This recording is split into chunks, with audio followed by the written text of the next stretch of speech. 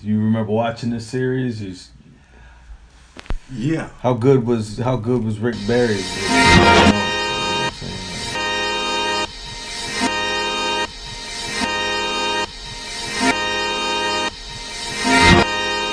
Charles Johnson.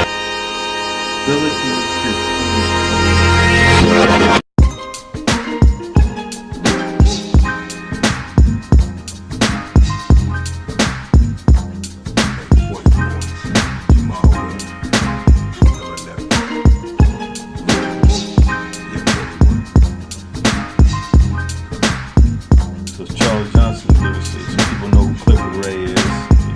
Rick Barry talks about him a lot. People know Jamal Wilson, Laker days. Well, Charles Johnson played pushing point at high school. I played against him once.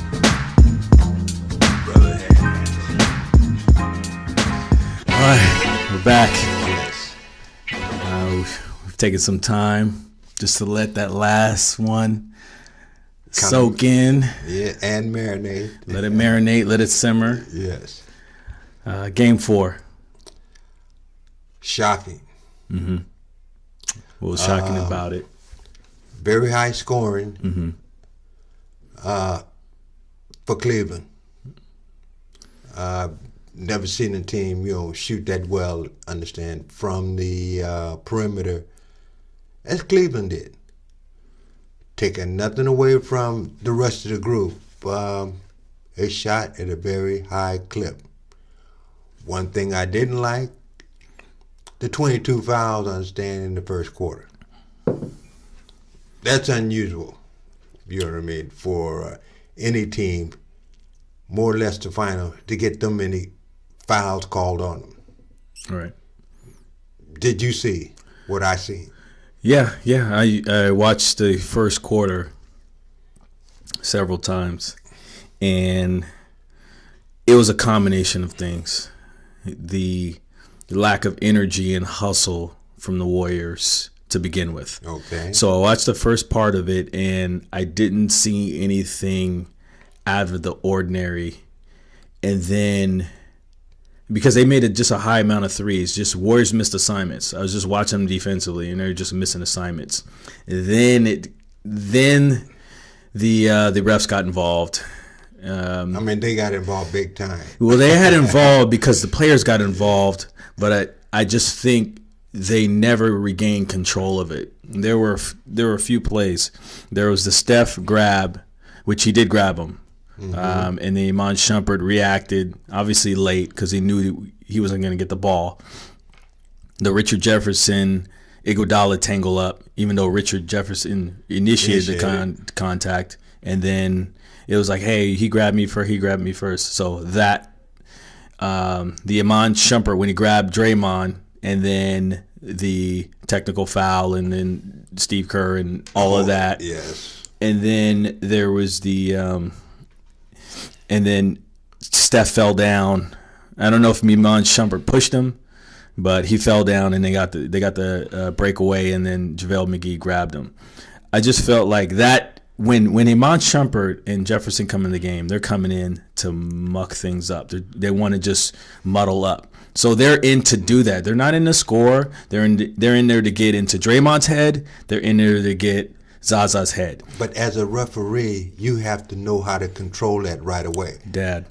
For a non-productive player to come in and just start mugging, understand, the line's got to be drawn. Yeah, so you could take 22 fouls in the first quarter against the Warriors. Yeah. Now you'll have to pull back a little bit. All of a sudden, the first 30 seconds, boom, I'm blowing the whistle, foul. Next minute, boom, whistle, foul. There's a lot of stoppage in between there. Oh yeah. I'm not blaming it solely on the refs. The Warriors, because I hate the refs as much as the next guy, because I coach, and because I just think they can do a better job. And it was just a combination. Hopefully tonight it's not okay. We're disinterested. Well, we got a different crew tonight. Yeah, but there's still going to be.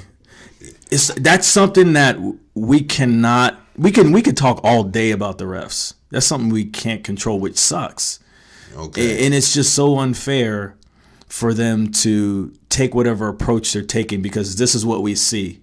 If they weren't an issue, we wouldn't be talking about it. You know what I'm saying? But they are an issue, and it's unfortunate. But when you see 3 different views of what's supposed to have been a foul, that is a foul, and the refs don't call it, Yeah, you're thinking something is up. you're thinking a few things. You're thinking did he see it, which is very discouraging, knowing that they watch film as much as the players do.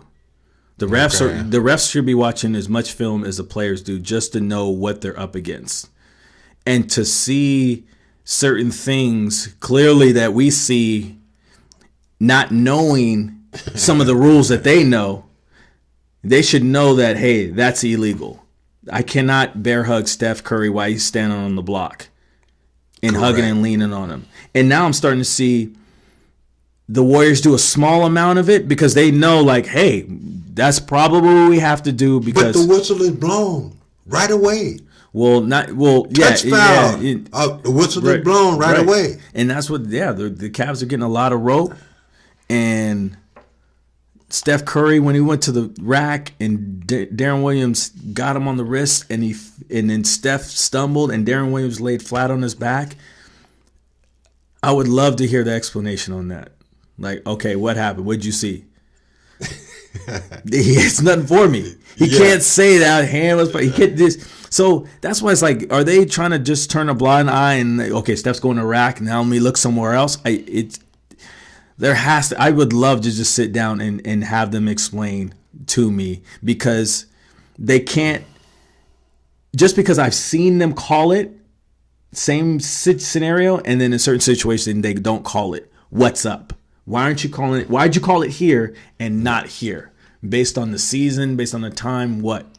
There's no different playoff rules. Is it revenue? Is it the NBA, understand, want to extend, but not right out tell you we need a game 5? Yeah, that's something that We need a game I 6. think that's something that they definitely know. It's almost like the elephant in the room. We know what it is. We just can't talk about it, because if it comes out, we can't talk about that. I can't send you a text message and say we got to extend this. I know that. I know. It's just known probably amongst the officials what it is. But when the average fans see that extension being made when it doesn't have to be, let history make itself. Okay, so tonight, the Warriors can't fall into that. Well, no. I mean, each player, understand, has to come in, play their role, and don't cry. You can't. So I'm going to talk to 2 players. I want Draymond Green, who I freaking love. I would love to coach him. I would love to play with him. Teammate. I just want him, because he's always, since Michigan State, and I've followed him since then, every year he's improved. Every year. And every time somebody asks him about his energy and playing his games, that's me. I'm going to be awesome. I'm not asking you to change the way you play. I'm just asking him to take that energy and channel it towards your guys. Don't channel it at an official where they already have an agenda. You're not changing it. I would ask him, how many times have you argued a call and actually got what you wanted? Like, you've actually, it actually worked. Not very many times. Like, I went over and talked to him and he said yes, and he actually did it. Like, but the way he is, and what seems like he's always been, he's been that guy that high octane, but somebody's told him in his lifetime plenty of times, You can't do it. And he's always proved them wrong. Probably getting to college, probably getting to pros, probably the all-star, probably defensive player of the year. They've always told him you can't do it, which is great. So his mindset sometimes get caught into this official telling me I can't do this, but that's a battle he's not going to win. They're not going to have a meeting and say, Draymond, he's absolutely right.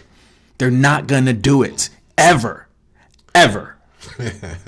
So focus your energy on the details. If Steph's not, focus on Steph. Don't focus on him. If you want to talk to the rest, focus on Steph's behalf because those are clear-cut fouls. If you want to lobby, if you want to talk, go talk to the officials. But don't focus on the stuff. Like when he gets off on and he's running up and down the court, Dad, maybe he has, maybe he hasn't. The best Draymond Green games that I've seen is when he's just kind of locked in and he a little bit and then that's it. But when he's running around, he usually doesn't play well. And I'm looking for him to play well tonight because they're clearly leaving him open. They're leaving the Iguodala open, and then that's what I want to see from him.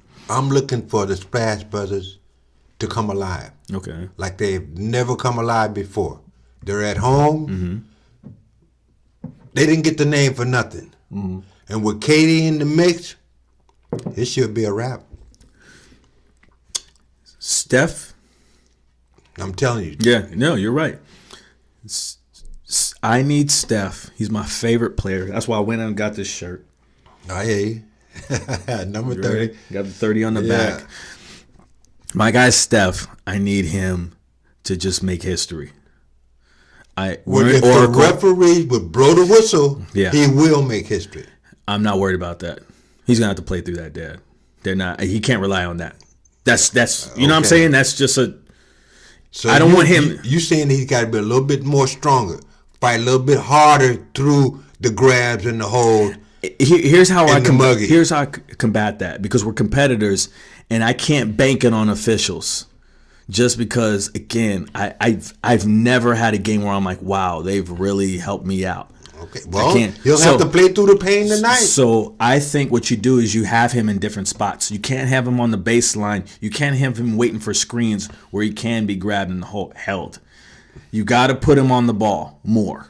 Okay. So when he's on the ball more and he's dribbling and now you want to grab and hold, now you're going to have a problem because now everyone sees it. Most basketball fans don't watch off the ball. They watch the ball. So when he has the ball in his hand and he comes out pick and roll and they want to grab and hold, they better call it. All right. They better call it. That's a good scenario because I'm looking for him to drive a lot more. Yeah. Him and Clay tonight. Some more ISOs. Be aggressive like Kyrie. He could do what Kyrie does. It's just not in his nature. And that's not their philosophy. Right. I think that what Cleveland kind of does is what the Warriors can do. A little more pace, that Tyronn Lue calls it, but because Cleveland is grabbing and holding, they still can ISO Steph. Now, if you want to grab and hold, okay, I'll put you on an island. If you want to switch pick and roll, okay, I'll put you on an island. Okay. So I'm going to see Steph go out those switch pick and rolls. They double them. Use Clay as a screener. Use KD as a screener so we can get them in open space. Now, if you want to double Steph, bang, there you go. So good assessment, man. Yeah, I like that. I just don't want to see. I want to see a good, officially game tonight. Right. I mean, win or lose, when it's there, blow the whistle. When it's not, leave it alone. Right. You know, I'm seeing too many phantom calls throughout this last game. Or no calls. Yeah, or no calls. What about the one going back real quick? This one I knew the officials were on some bullshit. When Kyrie was dribbling at the top of the key or between the circles, he's dribbling back and forth. I remember that. The ball hits the back of his foot.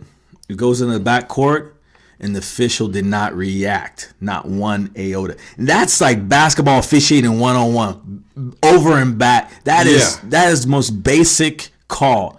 And for them not even to gesture, I didn't see him gesture to go, okay, or he tipped it. Because usually when somebody knocks it, and everybody's like, oh, that's over and back. The official will calm the crowd and go, hey, coach, he didn't do none of that. They froze up. Kyrie went and got it, and they banged a three.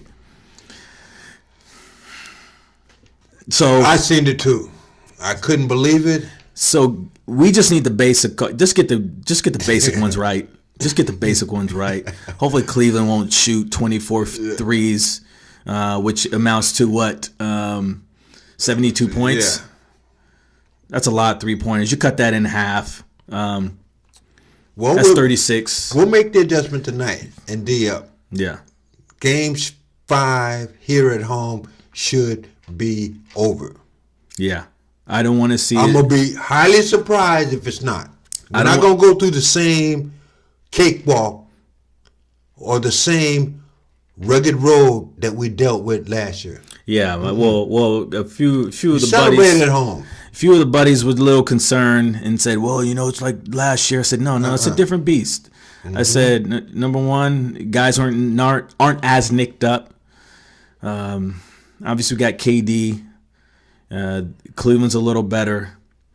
Heard Richard Jefferson say that they don't have pressure. They all have pressure. Come on, you're a pro. You don't think you want to lose a championship, really? Don't try to deflate or deflect and say, we have no pressure. I don't even believe in that. You both have pressure. You both want to win. We'll bring Stop it tonight. it. Exactly. We will bring it tonight. So, I really feel like it's got to be Steph's night, Clay's night, Draymond. KD's been doing his thing, but I want those three, all right, to show us what the Dubs are all about, and let's get this thing done. I need 12 from Livingston coming off the bench. All right, I like the way that sounds. Iguodala, I would want, and Cleve brought up a good point. If Kyrie has it going, take Clay off, put somebody else on him.